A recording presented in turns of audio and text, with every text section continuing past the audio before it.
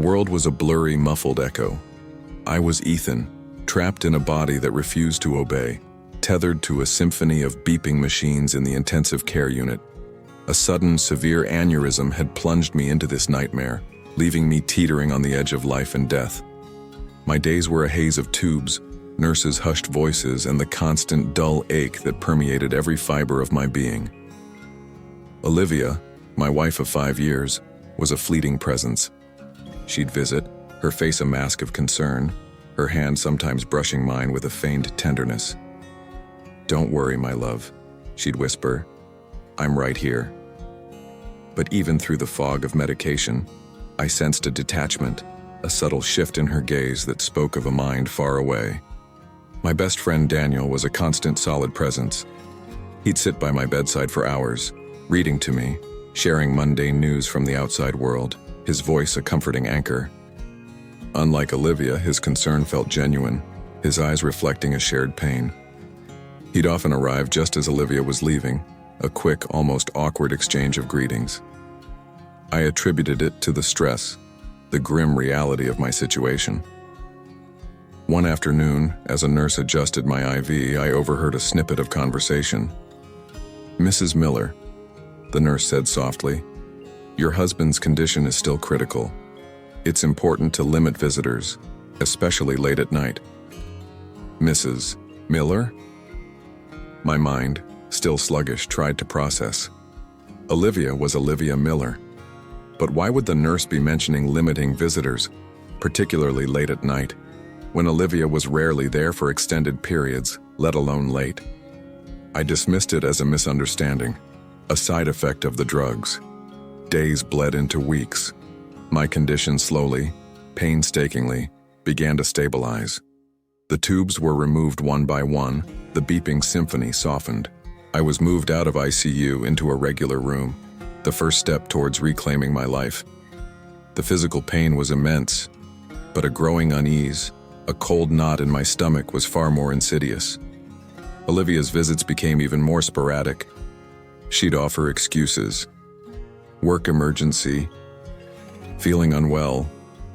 Her phone was always clutched in her hand, her thumb constantly scrolling, her eyes darting away if I tried to glance at the screen. One evening, as the city lights began to twinkle outside my hospital window, casting long shadows across the room, Daniel arrived, his face unusually grim. He sat down, not in his usual chair beside my bed, but across the room, as if needing distance. "Ethan," he began, his voice low, "there's something I need to tell you, something I saw while you were in the ICU." My heart pounded, a sudden, frantic rhythm against my ribs. The air in the room grew heavy, thick with unspoken words. I braced myself, a premonition of dread washing over me. Daniel hesitated, then met my gaze, his eyes filled with a mixture of anger and sorrow. "Olivia, she wasn't always here, and when she wasn't always alone. I saw her, with another man, late at night, in the hospital waiting room, holding hands, kissing." The words hit me like a physical blow, far more devastating than any pain from my aneurysm. My vision blurred, not from weakness, but from the sudden rush of betrayal. While I lay fighting for my life, teetering on the brink of oblivion, the woman I had vowed to spend forever with was in the arms of another. The sterile hospital room suddenly felt suffocating, the quiet hum of the machines a mocking reminder of the life that had almost ended, only to be shattered by a different kind of death. Chapter 2. Whispers and Legal Shadows. The revelation of Olivia's betrayal ripped through me, leaving a gaping wound that dwarfed the physical pain of my recovery. Every memory of her feigned concern, every whispered "I love you" while I lay helpless, now twisted into a cruel mockery. I was Ethan, a man betrayed at his most vulnerable, struggling to reconcile the woman I thought I knew with the deceitful stranger Daniel had described. My physical therapy sessions became a grueling escape. Each painful step, each stretch, was a way to channel the raging storm inside me. My therapist, a stoic but understanding man named Leo, noticed the shift in my demeanor. "You're pushing yourself too hard, Ethan," he'd warn, but I couldn't stop. The physical exertion was the only thing that dulled the emotional agony. Olivia continued her sporadic visits, oblivious to the truth I now held. She'd talk about trivial things, about her day, about plans for when I came home. Her voice, once comforting, now grated on my nerves. I watched her, searching for any flicker of remorse, any sign that she knew I knew. There was none. Just the same superficial concern, the same quick glances at her phone. The city outside, a vibrant tapestry of life, seemed to mock my internal turmoil. One afternoon, as I was slowly walking the hospital corridor, my mind reeling, a familiar face appeared. Mr. Davies. He was my late father's longtime lawyer, a man of impeccable reputation and quiet wisdom. He looked at me with a knowing sadness. "Ethan," he said, his voice gentle. "I heard about what happened. I've been meaning to visit." We talked for a while about my recovery, about my father, about life. Then, almost casually, Mr. Davies brought up a topic that made my blood run cold. "Your father, bless his soul, was a very cautious man. He always looked out for you. Remember that prenuptial agreement you signed before your marriage to Olivia?" I nodded. It had been years ago, a formality. I remembered signing it, a thick document I barely skimmed, trusting Olivia completely. She had seemed amused by it, brushing it off as just a formality for your dad's peace of mind. "Well," Mr. Davies continued, his gaze steady, "your father insisted on some specific clauses, and he wanted to ensure it was absolutely ironclad. He even had a separate, more detailed version drafted and signed by a very particular notary, someone he trusted implicitly, who was also a close family friend. Olivia was present for the initial signing, but she wouldn't have known about the second, more comprehensive one, or the notary's connection to our family. It was a failsafe, Ethan, for situations like this." My mind reeled. A failsafe? A second, more detailed version? Olivia had always dismissed the prenup as a joke, something easily contested. She had no idea. The pieces began to click into place. My father, a man who saw through facades, had foreseen a possibility I had been blind to. The thought of his quiet, protective foresight brought a lump to my throat. Later that day, Olivia arrived, her usual chirpy demeanor. "I've been thinking about the house," she said, her eyes gleaming with a strange ambition. "Once you're better, we should really consider selling it. It's too big for us." Her words, once innocuous, now sounded like a calculated move, a prelude to a future without me, a future she planned to finance with my assets. I looked at her, truly looked at her, and saw not the woman I loved, but a stranger, a schemer.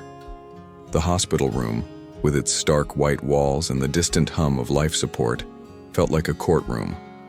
The air was thick with the unspoken truth, the weight of her betrayal, and the silent, powerful shadow of a document she had no idea would become her undoing. The game was about to change. Chapter 3. The Unveiling. The day I was discharged from the hospital was a strange mix of relief and dread. My body was still weak, but my mind was sharp, fueled by a simmering resolve. Olivia, playing the dutiful wife, drove me home. The house, once our shared sanctuary, now felt like a battleground. Every object, every photograph, seemed to mock the illusion of our perfect life. I spent the next few days in quiet observation. Olivia was restless, constantly on her phone, her conversations hushed, her movements furtive. She still maintained the facade of a caring wife, but the cracks were showing. She began subtly probing about my finances, about my recovery timeline, her questions laced with an eagerness that betrayed her true intentions. One evening, as Olivia was out, ostensibly running errands, Daniel came over. He brought a stack of documents, evidence he had meticulously gathered, phone records, hotel receipts, even a few discreet photos. "This is him, Ethan," Daniel said, pointing to a man in one of the photos, a man I recognized as a former colleague of Olivia's. "They've been together for months, since before your aneurysm." The depth of her calculated deception was staggering. The next morning I called Mr. Davies.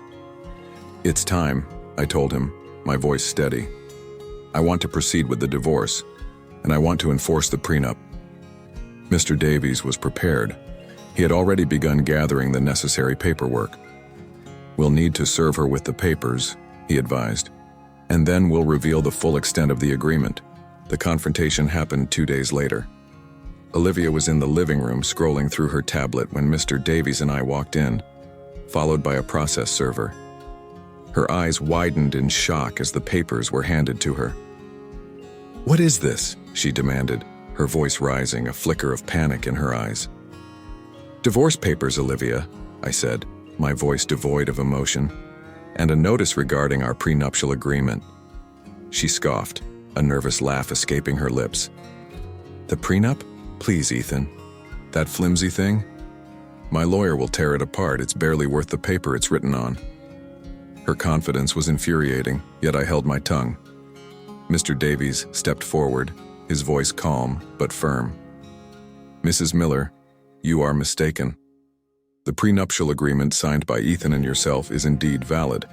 However, there is a subsequent, more comprehensive version, signed by Ethan and duly notarized, which contains specific clauses regarding infidelity and the division of assets in such an event.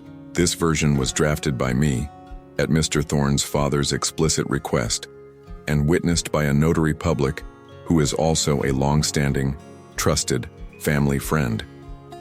This document makes the terms of the divorce, given the evidence of your infidelity while Mr. Thorne was incapacitated, quite clear and legally binding." Olivia's face drained of color. Her jaw dropped. "What? Another version?